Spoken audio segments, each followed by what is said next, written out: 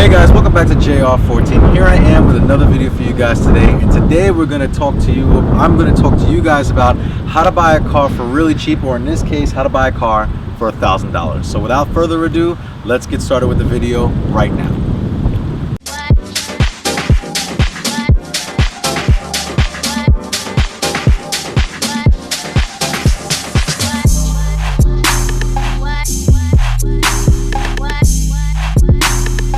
So first of all, the guys that are on the channel, or if you have not been on my channel yet and you guys don't know what this car is about, this is my budget build, daily driver, budget build Honda Civic. I don't even know what to call it. I never knew what to call it because it was a car that I knew that I just needed to get around in.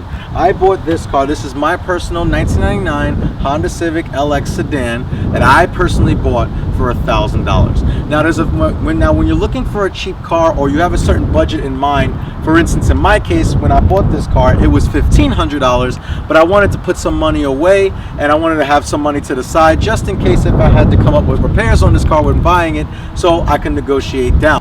There are actually a lot of them out there. You'll be surprised. One of the places that I actually looked at, eBay. eBay really didn't work in my favor. eBay's really for cars that are like more money, for instance, like $5,000 or more. Auto Tempest was another place that I looked at, but again, it really just wasn't for me when it came down to getting a really cheap car. But actually, I used two different places. One of them is kind of sketch, and one of them is sketch, but not so much. Craigslist and Facebook Marketplace. So I bought this vehicle, I bought this Honda Civic from Facebook Marketplace. Now, why didn't I buy, I looked a little bit on Craigslist, but I'm not really a fan of Craigslist for a few reasons. One, a lot of people scam or there's different type of schemes and funny business going on Craigslist. Now, Facebook Marketplace is where I bought this car from. It's not necessarily to say that there are not scams on Facebook Marketplace, but there's other things to prevent you from getting scammed. So for instance, when I bought this car on Facebook Marketplace, I was a little bit more comfortable only giving somebody cash for a vehicle, simply due to the fact that one, you're communicating with that person, two, you're setting up you do multiple things on Facebook Marketplace. It works with Messenger, so that this way, you know, you can actually communicate with the actual seller. Hey, can I get a picture of the interior? You sent up, first of all, you get to see a bunch of pictures of the car. You will do it on Craigslist, but there's lack of communication on Craigslist. You know, thinking about Craigslist or talking about Craigslist. Searching for a car on Craigslist is a little bit difficult because of the communication factor. They only give you a little link of where you can communicate with the person, and usually the experience that I've had on Craigslist hasn't been a good one. But when I bought this car, or when I was looking for specific cars, now I specifically was looking for a 1999, a 97 through a 1999 Honda Civic. The reason why is because one, I was planning to do a swap and do all this other different stuff to it. I was thinking about it and I wanted to just have a clean body example of it. I wanted it to be in running condition due to the fact that I simply wanted to make sure that I had a car that worked right, that drove, and that I can register and have no issues with. And then if I come up on some extra money later on, you can do like a B16 swap or B18 swap or whatever. Whatever I decided to do, I could do with this car, and it's fairly cheap to do. So when I went to Facebook Marketplace, one of the things that I definitely looked out for when purchasing for my car at a $1,500 budget, but I really wanted to spend $100, is to find cars that are around. For instance, I would actually look for cars, if you ever have a $1,500 budget, I would actually look for cars that are $2,000. The reason why I say that is because if you do that, you're able to now negotiate that car down to the price the budget that you have. The same thing with me. I was looking for cars that are $2,000, $1,500, but I really wanted to spend $1,000. So when I was able to do that, you get a more variety of cars to pick from at a $2,000 price point rather than a $1,500 price point. So, like for instance, when I bought this Honda Civic, it was listed for $1,200 on Facebook Marketplace. Now, I did some things to negotiate that price down, and we'll talk about that in a minute, but I knew that the only way I was going to be able to find what I wanted in running, it's a little beat up. It's actually the cleanest example I was able to find for this price at the time. But if I was able to do that, well, what I ended up doing was just being able to realize that I had to up the budget on Facebook Marketplace, not necessarily the budget in my pocket. There's a couple of things on this car that didn't work. So for instance, the headlights, one of them was cracked and had condensation inside of them, so I knew I had to replace the headlights. Also, another thing was the AC didn't work, and we didn't know why the AC didn't work. Now, there's multiple things that you can do in this case, but the problem with that was a simple fact that if you try to, you know, like if you try to say like, okay, it's this, but you don't really know what it is. Like for instance, if you like, he said that it needed to be recharged, but if it needed a compressor, then that leaves me out of money. So I'd rather negotiate the part down to where I was like, hey, listen, this, that, and the third, I have X amount of dollars. You said this doesn't work. We don't know exactly what's wrong with it. So let's go ahead and make sure that we can get this situated. Let's go for this price instead because of what's wrong with the car. And he totally agreed, and I purchased the car that day. The reason why I said, like, for instance, if you have a $1,500 budget, but you only want to, you have a $1,500 budget, but you want to spend either $1,500 or less, and I said go for the $2,000 budget. The reason, like I said, you want to make sure that you can try to negotiate that car down. Even at $2,000, the car's not going to be perfect. There's things you can nitpick to get that price down. And then plus, for instance, if the car's $2,000, but you show up and you're looking at the car like, hey, listen, there's these amount of problems with it. I have $1,500 cash in my pocket on me. Most likely, you're not going to get turned away with that. So like I said, when I bought this car, when this car was listed for $1,200, I knew I wasn't going to be paying $1,200 because he never disclosed in the ad what was wrong with the car. He was full transparent with, he had full transparency with me once I arrived to pick up the car. And I'll tell you right now, when you're trying to find a car for $1,000 that's this clean, I was trying to find basically, like I said, a 97 through a 1999 this generation Honda Civic D6, I'm sorry, a D16Y8, which is the VTEC variant with a 5-speed. Now I went through 8 of these Civics. Now sometimes it was either they were clapped out or rust out, or they would look even worse than they did in pictures, or the car sold too quickly and I didn't move fast on it. Now let me just let you know this: you can window shop all day, but if you can't get mad at the owner for selling the car to somebody else that has the money. I've been beat out by trying to get one of these Civics for a long period of time before I actually ended up getting this one. So if you're going to do that, just make sure that you have the money, that you have your budget set in cash with you, or a cashier's check or whatever, and make sure that you're ready to do the deal today. Talk to the owners, see if I talked to different owners. I said owners told me, oh yeah, you can come at 6 when you get off work. By the time I got there, this is when I lived in Jersey, I drove all the way from New Jersey to Long Island to realize that the car just got sold when I arrived. So just be proactive with it. It takes a little bit of time, it takes a little bit of effort. So just make sure that when you're doing this, you just have the cash that you have or the money available. Don't say you're gonna have it next week. Make sure you have it available, because also with that you have that as a bargaining chip to negotiate that price down. Hey, you want $2,000? You want $2,000 for the car, but I have $1,500 cash and there's no one else here looking at the car. You want to take it for $1,500? Like I said, most of the time they'll say yes. Now, one of the things that really attracted me to this Civic, like I said, Facebook Marketplace. The guy was an older guy, wasn't a young kid. A lot of younger kids actually really clap these cars out. They're modified already, and I wanted something that was a blank canvas, and that's asking a lot. For a 1999 vehicle in 2021, a vehicle that was popular being modified, it's extremely hard to find a stock vehicle that hasn't anything done to it as far as modifications. Now, another thing that really attracted me to this car was for the fact the interior was extremely clean.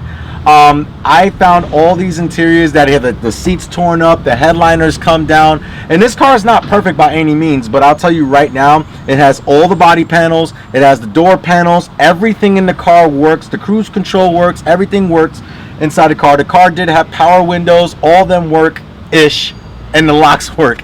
And everything was clean. Everything as far as the interior is clean, so I know the car was kept up well. Another way that I can tell that this car was really kept is definitely the tire brand that they used and the wheels that they had on it. So these aren't the wheels that were on the car when I bought the car. They were 14-inch Sparco wheels that had some Kumo tires all the way around, and they were brand new tires that, you know, they cost a good amount of money rather than the cheap tires that you can get. But for the simple fact that you're able to get these, you know, they had all 4 tires and all 4 rims to match. I was like, okay, so he cares about the tires that are on it and everything else. So I was like, okay, great. All right. Now, another reason why I was really attracted to this specific car was a lot of different things. One, this right here. So these are common problems with the Civics. I knew that he actually recently replaced the distributor cap. He also replaced the battery, and he replaced a couple of other items inside the engine bay that needed to be done. Now, granted, when I did the car, I did my own basic maintenance because of a peace of mind, but for the fact that this component, all the wiring's brand new. So this is a brand new wiring harness. This is a brand new distributor cap, and this is a brand new battery. Now, if you want to see the video, if you want to see the content that I did with all the stuff that I added to the car, watch the following video where I talk about how I've had this car for 20,000 miles. But we're getting to how you could buy the car for $1,000. So the overall experience of Facebook Marketplace for me, it was my first time ever buying a cheap car like this, so I was a little skeptical, and it was my first time using Facebook Marketplace. I've sold stuff on Facebook Marketplace before, but I've never bought anything from a stranger on Facebook Marketplace. The process was extremely easy. When I got to the house, he said, I looked at another car also that day, and I came back to this, and the reason why is because the guy was completely honest. He was there. He even told me the first thing, he's like, take the keys, go for a drive. He actually let me. Now, most people are not willing to do that because, you know, not everybody's honest in this world, but he actually let me do a test drive with the car, a thorough test drive, and I was very, very happy. How I was surprised on how the car felt and how the car drove. It was completely quiet. It had some rattles, but again, it wasn't anything like worrying. You know, like the bumper and stuff was like rattling a little bit, but it's an old car. But other than that, it was clean. It drove perfectly fine, and there was no mechanical issues with it. So I was like, you know what? Cool, done. But the only problem was the AC didn't work. So I was just like, okay, well, you want 1200. It can either be the condenser, the compressor, which is work, the blower motor, which it wasn't. I know that it wasn't the blower motor, or it could just need to be recharged. Either way, I'm going to have to spend extra money to fix that problem, and I don't know what that problem is. I got to pay Diag, I got to pay for the part, and I got to get paid for it to get it installed. He agreed, and I said, hey, would you take $1,000? And he said, no problem. Was able to get everything done. It was a smooth transition, and then I registered the car, and I'm the rightful owner of it. But yeah, so when you there's some I want to go into real quick. That's my story. But if you're buying a cheap car like that, there's things that you could look at. Has all the maintenance been done on it? A specific thing that I like to ask on a lot of older vehicles, especially German vehicles, has timing chains been done? Has the timing been done on the car? If it hasn't, then you have a really good leverage on trying to negotiate that price down. I did it with this. The timing has not been done on this car. And you know, I didn't really care about that because I knew that the timing belt with the water pump was $60. That's another reason why I got the car. The parts are really, really cheap. So when you're looking for a cheap car, even if it's a project car, and you just need it for the body, you don't really care for the motor or transmission in it, you just want to make sure that the body's in good shape, you can pick things out like rust on the bottom of the car. Well, I want to buy a nice clean shell. I can't because it's rusted. I gotta fix this rust spot. Let's negotiate the price down. Or if you are like me, trying to find a cheap car, trying to find a good, reliable, cheap car to drive and not spend so much money doing it, you could say, okay, hey, listen, I like the car, however, there's X, Y, and Z wrong with it. Can we get that price down? I'm here. Are you here? And you can negotiate from there, or they just agree with you and take the money. And you know, like I said, money talks. When you have the cash in your pocket, I told him I have $1,000 in my pocket right now. We could take it for will you take it for $1,000? He said no problem. Didn't even hesitate. He said okay. Someone's not going to argue with you over, like for instance, if it's a $2,000 car and you have $1,500, they're not going to argue with you over $1,500 unless if it's a type of car or it may happen with that actual seller that they just want $2,000 firm. They're not willing to negotiate, but you never know. Offer the idea. Speak up and say, hey, yo, I only have $1,500. I'll have $1,500 cash on me right now. Will you take that? Or in my case, hey, the car's $1,200. I have $1,000 cash with me. Will you take the car today? And most of the time they'll agree with you and say okay. And another reason why I negotiate the car down was not just because the AC compressor. You know, this is the actual bumper that I got. I didn't paint the car over. I was contemplating it. It just, for a $1,000 car, just does not make sense. But I knew, since I have experience detailing, that I can clean this paint up with no problem. So when I was able to restore the color back, or when, you know, it had a cracked front bumper and everything else, I knew these are things I can get away with when negotiating. These are things you can get away with when you're negotiating for a car too. Not to say that you're trying to like rob the person of a car or trying to get them stupid low. Don't insult the seller of your offer because of X, Y, and Z. Remember, keep in mind, nitpick on things that matter and nitpick on things, you know. And I told him, like, for instance, it's not on this side, it's on the opposite side. I have this paint fading on the door. Now I'm worried about that paint completely going and the vehicle starting to rust since I'm not going to paint it. So, you know, again, these are things that I pointed out to him. Don't nitpick every little thing, because at the end of the day, then the seller's going to be like, yo, if you don't want the car, you don't have to have it, which is actually very true. But just nitpick on certain things, like for instance, safety things, like the headlights. Like I said, the headlight was cracked and I needed to replace the headlights. It had condensation in it because I found out later that it had a crack on the back end of it. That's not safe, because at the end of the day, if the lights don't work or if they burn out due to water, then I won't have lights. So I replaced the headlights and everything else. And there's a couple other things that I did for my own personal benefit. I was going to make content for this with this car on the channel, and that was also my purpose of it as well. So another thing to worry about when you're buying a car on Facebook Marketplace, or you're buying a car on Craigslist, and you find a car, you think it's too good to be true. Like, oh my God, this car is clean.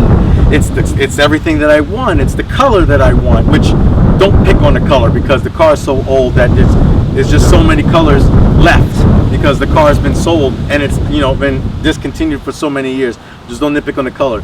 But there's a lot of other things to worry about when buying a car and where you're buying it from. So for instance, I bought this car 15 minutes from my parents' house, so that's not really too much of a big deal. But it is a problem where you're buying a car out of state. Now also you got to realize, like, I found a lot of Civics in Connecticut, but the problem is, in the state of Connecticut, you don't have to have a title to sell a vehicle in the state of Connecticut. So that's going to be my problem now.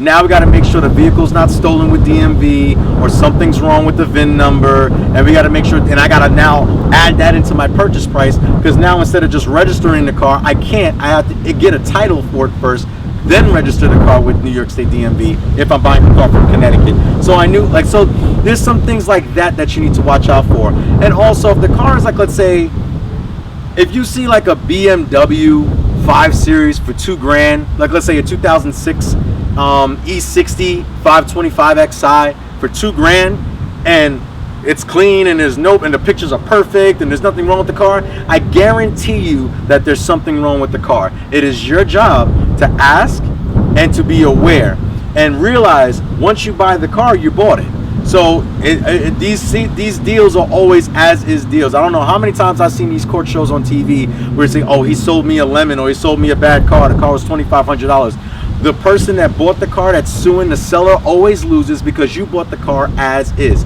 If you decide not to bring a mechanic with you to look at the car before you purchase it, that's on you if you have a catastrophic failure with the car, like a transmission or a blown motor. Now, the only reason why I decided to go with a Civic, doesn't matter what goes wrong with the car, it's cheap to fix. So that was my main concern. I knew that I would have a reliable car. If it broke, the parts are always available. I don't have to order them from anywhere. I can go to any local parts store and order control arms or O2 sensors that actually just went out a couple of weeks ago, and I had a check engine light for. And if I needed to buy another catalytic converter because the cat's bad, you know, all these things, if I needed to do something, I can find the parts right then and there without any issues. So guys, I hope you did like this video. Again, I'm sorry if there was a lot of talking involved, but I just wanted to let you guys know that you can buy a car for cheap too, and those are the ways of doing it. Also, make sure that you like, share, and subscribe to JR14. Hope you like this video. Give it a thumbs up, and you guys always remember, when you can buy $1,000 cheap cars that you can have as a daily, a project car, or just for personal use, you guys always remember that cars are a lifestyle. Take care.